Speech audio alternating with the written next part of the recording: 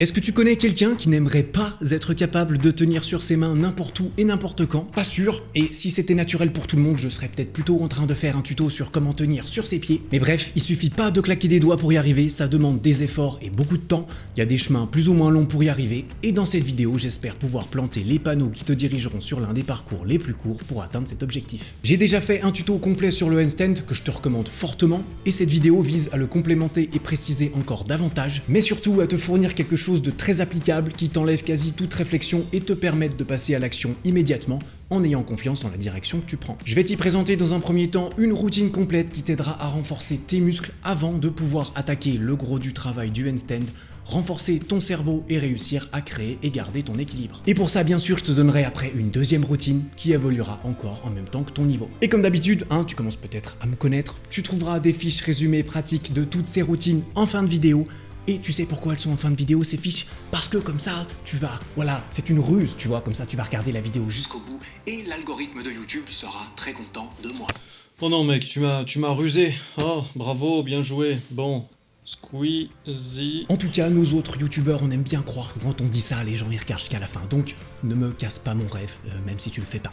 Ok. Bon, instinctivement, quand on veut apprendre à tenir sur nos mains, quel est notre réflexe? D'essayer de le faire en sautant comme ça, et pour le coup, c'est exactement l'opposé de la méthode que je te propose ici. On va pas essayer, on va s'entraîner. Il y a deux erreurs très courantes dans l'apprentissage du handstand de la plupart des gens qui ralentissent énormément leur progrès, ce qui peut démotiver ou décourager complètement. La première, c'est de vouloir tenir sur ses mains alors qu'on n'a pas encore la force dans les bras, épaules et le reste du corps pour simplement tenir la tête à l'envers sans avoir encore à gérer l'équilibre. À mon avis, si tu veux faire les choses bien, limiter les risques de te blesser et poser des fondations solides qui te serviront pour tout le reste, tu devrais d'abord être capable de tenir à l'envers, dos ou face au mur pendant au moins 20 à 30 secondes, et justement, la première routine a pour but de te renforcer jusqu'à cet objectif. En guise de prérequis pour celle-ci, une douzaine de pompes propres sont nécessaires et 5 tractions et dips ou plus ne seraient pas de trop, tout comme un renforcement global, mais c'est pas absolument nécessaire non plus s'il y a vraiment que le handstand qui t'intéresse, et dans ce cas, ça sera surtout la deuxième routine de cette vidéo qui va vite te concerner. En guise d'échauffement spécifique ici, il est important de préparer tes poignets et épaules. Je te mets à l'écran les quelques petits exercices que je te conseille de faire systématiquement avant chaque séance pour améliorer tes performances lors des routines de cette vidéo,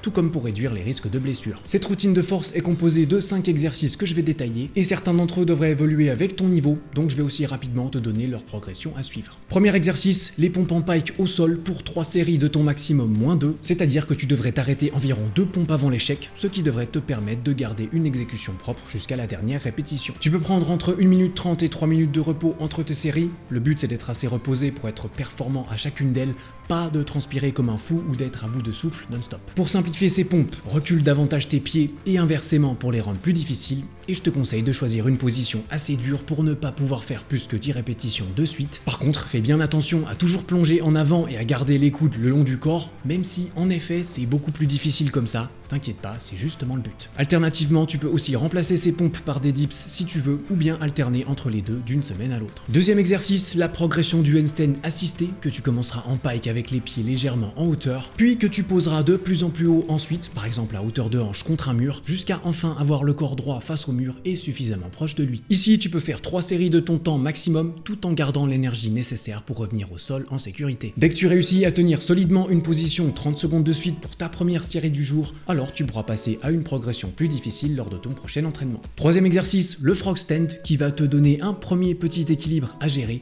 et pour lequel tu feras encore 2 ou 3 séries de ton temps maximal propre. Plus tu serres tes genoux haut contre tes bras, plus l'exercice deviendra difficile. Le quatrième exercice est en fait un circuit de gainage qui t'aidera à renforcer ta ceinture abdominale pour tenir le handstand. Tu commences par la position du hollow body pour laquelle tu veux toujours avoir le bas du dos au sol et que tu tiens correctement au maximum avant de passer au hollow body sur le côté, toujours pour ton max, avant de changer de côté sans repos et recommencer, pour finalement terminer par le Superman sur le ventre que tu tiendras jusqu'à plus soif, pour enfin te reposer 1 à 2 minutes avant de recommencer pour 2 ou 3 circuits au total. Pendant tous tes handstands, assistés ou non, tu veux pousser sur tes bras tendus de façon à éloigner ta tête du sol et à te grandir le plus possible, et le 5e exercice est en fait un double exercice qui servira justement à renforcer ton contrôle sur la bonne position de tes omoplates. Tu vas ainsi enchaîner une série de ton maximum de pompes d'omoplates en pike, puis de dips d'omoplates sans repos entre les deux, en gardant 1 à 2 bonnes secondes de contraction maximale au sommet de chaque répétition. Tu peux ensuite répéter ce double exercice exercice une deuxième fois si tu le souhaites pour conclure cette routine. Alors tu peux la faire plusieurs fois pendant ta semaine, mais ça serait probablement autour de 2 fois si tu y intègres d'autres séances pendant lesquelles tu travailleras les groupes musculaires qui ne sont pas engagés dans celle-ci, comme ton dos et tes jambes, de façon à rester équilibré. Et donc dès que tu seras capable de tenir 20 à 30 secondes de suite face au mur, tu pourras commencer à travailler sérieusement ton handstand à proprement parler. Tu te souviens de notre débutant très motivé qui veut apprendre le handstand en essayant de le faire? Ouais, j'essaie toujours là,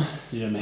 Eh bien, la deuxième erreur courante qui risque de l'arrêter même lorsqu'il a toute la force nécessaire, c'est lorsqu'il s'obstine à continuer de vouloir le lancer comme ça un peu au hasard et à ne pas utiliser le mur. Alors oui, le mur c'est beaucoup moins excitant, c'est beaucoup plus fatigant, ça demande beaucoup plus d'efforts, c'est beaucoup moins fun, mais ignorer le mur quand on veut apprendre à tenir sur ses mains, c'est un peu comme ignorer complètement ses calories quand on cherche à prendre du muscle ou à perdre du gras pour la première fois. Ça peut tout à fait fonctionner, mais ça sera probablement un coup de bol et ça sera difficile à reproduire. Du coup, j'arrête ou... Et donc, pour avoir ton handstand rapidement, tu vas vouloir concentrer la grande majorité de ton temps très proche de ton mur, donc j'espère que tu t'entends bien avec lui. Cette routine d'équilibre est beaucoup plus simple que la première, avec concrètement un seul exercice, mais elle en sera pas plus facile pour autant et elle évoluera avec ton niveau. Et l'exercice qui suit, tu l'as probablement compris, c'est des tentatives d'handstand assistées avec le mur, mais attention, avec une technique très spéciale. Premièrement, tu aimerais pouvoir alterner tes séries entre des handstands face et dos au mur, et ce dernier pouvant être nouveau pour toi, tu devrais tout d'abord te familiariser avec, parce qu'il est souvent plus effrayant que le premier et qu'il demande aussi une meilleure mobilité. Donc entraîne-le avec quelqu'un, avec des coussins pour te rassurer, avec tout ce qu'il te faut faire pour y arriver, et si ça te prend du temps, pas de problème, tu peux tout à fait commencer cette routine en étant uniquement face au mur. Passons maintenant à la technique. Une fois en position, ce qu'on a tendance à faire naturellement, c'est de donner des petits coups de pied pour se décoller du mur et tenter de trouver l'équilibre. Et à nouveau, c'est trop aléatoire de faire comme ça. Nous, on aime la certitude, tu vois. Moi, je suis comme ça, tu vois, je suis un peu carré là, comme ça.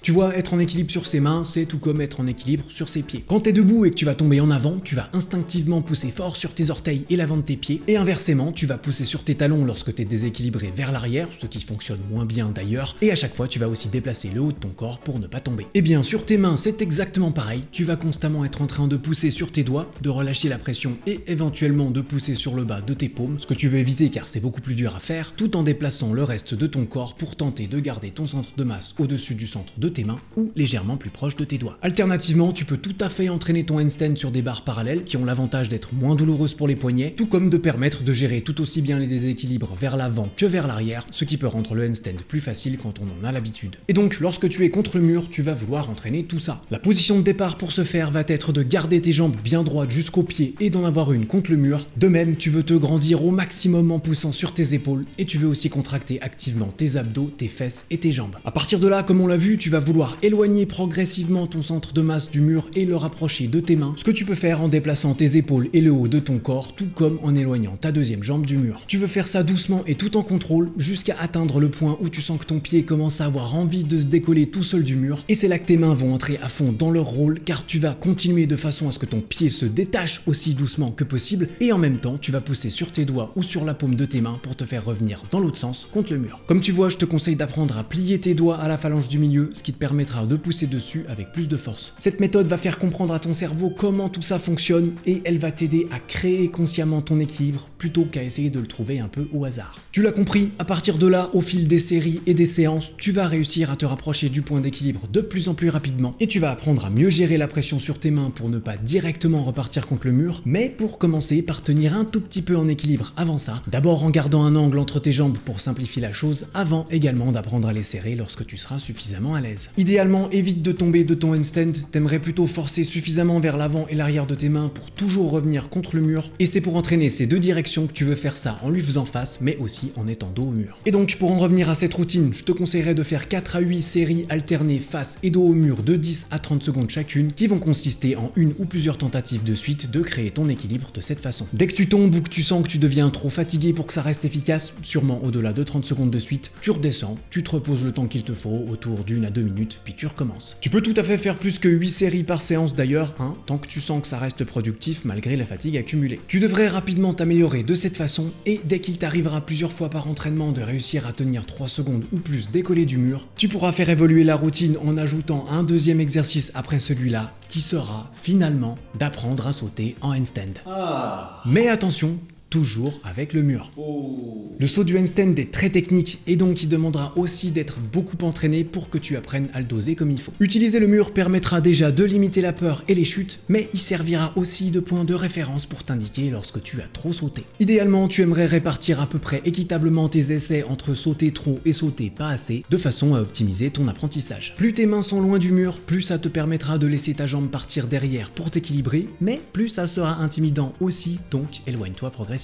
Dans mon autre tuto, tu trouveras plus de conseils sur comment apprendre à tomber et dompter la peur. Étant donné qu'on travaille la technique ici, on va pas partir sur des séries et répétitions, mais plutôt sur une plage horaire pour le travailler, par exemple 5 à 10 minutes, pendant laquelle tu fais quelques essais avant de te reposer au feeling et de recommencer quand tu es suffisamment frais et concentré pour redonner ton maximum. D'ailleurs, si tu te sens trop fatigué de tes séries contre le mur pour être efficace au saut après, tu peux tout à fait commencer tes entraînements par les sauts avant de terminer avec le mur. Et après suffisamment de séances, tu auras construit tout ce qu'il faut pour que finalement, cela vaille vraiment la peine de tenter tes handstands sans le mur comme ce cher ami. Eh bah, c'est pas trop tôt. Et dans ce cas, à nouveau, tu peux te fixer une durée libre pour faire tes essais, par exemple 5 à 20 minutes. Tant que tu tiens pas très régulièrement plusieurs secondes de suite en équilibre quand tu lances tes handstands comme ça, je te conseille de toujours terminer tes séances par plusieurs séries assistées avec le mur pour continuer de garder une longue durée totale avec la tête à l'envers à chaque séance. Et voilà, il faudra clairement quand même t'obstiner si tu veux apprendre à tenir fermement sur tes mains, mais si tu suis une méthode comme celle-ci, je suis convaincu que tu feras des progrès réguliers et motivants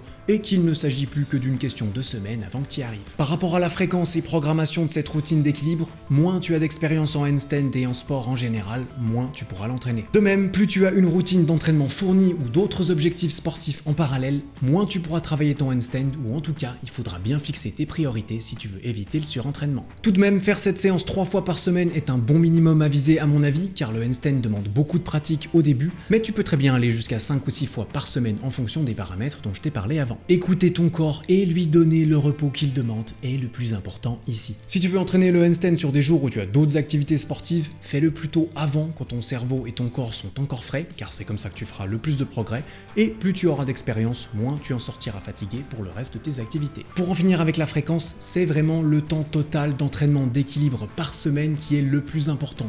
Donc, il vaut mieux s'entraîner 3 fois 35 minutes plutôt que 6 fois 15 minutes, qui demanderont d'ailleurs 2 fois plus de temps pour t'échauffer. Juste avant de terminer cette vidéo, je vais encore te parler de ta souplesse, car elle peut grandement pénaliser et ralentir tes progrès. Si c'est ton cas, je t'encourage à faire des séances d'étirement régulièrement, j'en ai d'ailleurs une que tu peux suivre en vidéo sur ma chaîne, mais je vais te proposer également une deuxième façon d'améliorer ça, peut-être un peu plus pratique et motivante pour toi. Dans toutes les routines que je t'ai décrites dans cette vidéo, tu as bien sûr des temps de repos entre les séries d'exercices que tu fais, et tu peux tout à fait en transformer certains en repos un petit peu plus actifs. C'est-à-dire, tu peux en profiter pour faire des petits étirements d'une trentaine de secondes qui t'aideront pour le handstand, toujours sans forcer et en récupérant de ton dernier exercice, mais qui fonctionneront quand même. Bien sûr, un point critique pour le handstand sera la souplesse de tes épaules, mais améliorer celle de tes jambes, de tes hanches et de ton dos pourra aussi beaucoup t'aider. Donc n'hésite pas à user de cette technique avec les étirements que je te montre ou avec n'importe quel autre qui te plairait plus. Voilà les fiches résumées qui pourraient te servir, et si tu souhaites un programme complet de jusqu'à 5 mois de routine optimisée en vidéo de renforcement musculaire au poids du corps, mais qui inclut également des figures comme le L-sit, handstand ou muscle up, je pense que mon programme Street Workout Evolution pourra t'intéresser. Mais voilà, c'est tout pour cette vidéo. En attendant la suivante, travaille bien, prends soin de toi.